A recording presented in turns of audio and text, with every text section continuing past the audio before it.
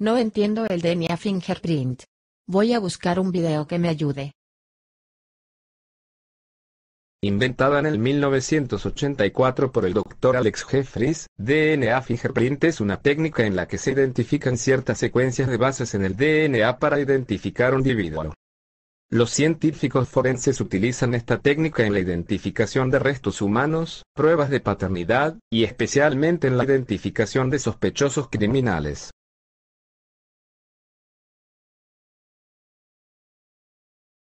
Esto es un asalto. Denme todo su dinero, ahora. Por favor, no nos haga daño. No tenemos dinero.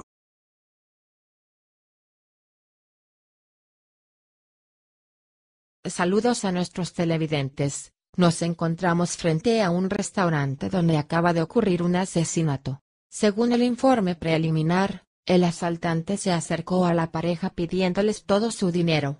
Pero ante la negación de la pareja, el individuo propinó un disparo a cada uno, causándoles la muerte en el acto. En la escena se recuperó el arma utilizada y se analizarán las huellas por medio del DNA fingerprint para compararla con la de algún sospechoso. Es por esto que nos comunicamos con el laboratorio de la Universidad de Puerto Rico para que la doctora Aponte, la doctora Pérez y el doctor Fernández nos hablen sobre la técnica empleada. Así como las huellas dactilares, el DNA de cada individuo tiene un patrón distintivo. Es este patrón de secuencias repetitivas únicas que se analiza en el DNA fingerprint. Las técnicas utilizadas en un experimento de DNA fingerprint tradicional lo son el PCR y el Southern blot. La reacción en cadena de la polimerasa, mejor conocida por sus siglas en inglés PCR, sirve para amplificar un fragmento deseado de DNA. Esta tiene como objetivo obtener un gran número de copias de un fragmento de DNA en particular, partiendo de un DNA mínimo. En este caso, el DNA que se utilizó fue el que se encontró en la pistola que se halló en la escena del crimen.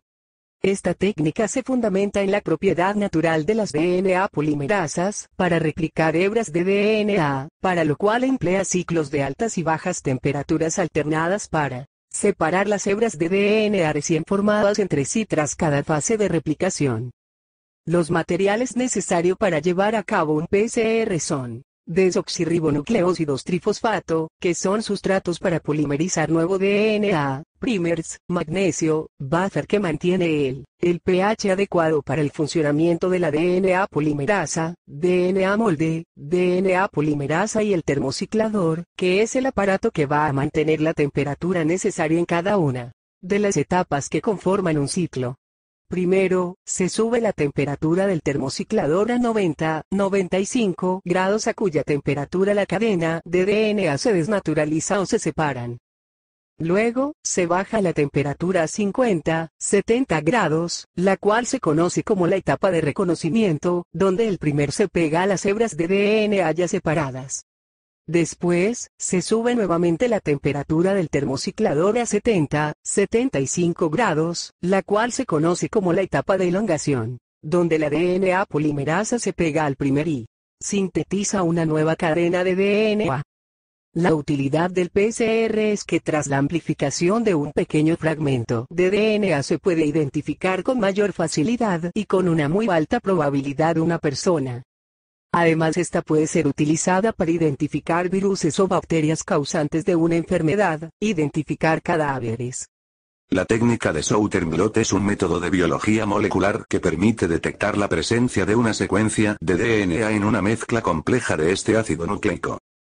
Para ello, emplea la técnica de electroforesis en gel de agarosa con el fin de separar los fragmentos de DNA de acuerdo a su longitud o peso y, después, una transferencia a una membrana en la cual se efectúa la hibridación de la sonda.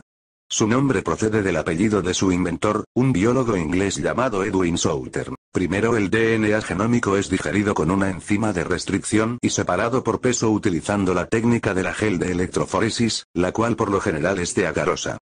Ya que hay tantos fragmentos en la gel, usualmente aparece como una línea vertical en vez de bandas discretas, contrario a la técnica de Western blot. Luego el DNA es denaturalizado en cadenas sencillas incubándolo con hidróxido de sodio. En segundo lugar, el DNA es transferido a una membrana especial. Los fragmentos de DNA en este paso van a mantener el mismo patrón de separación que mantuvieron en la gel.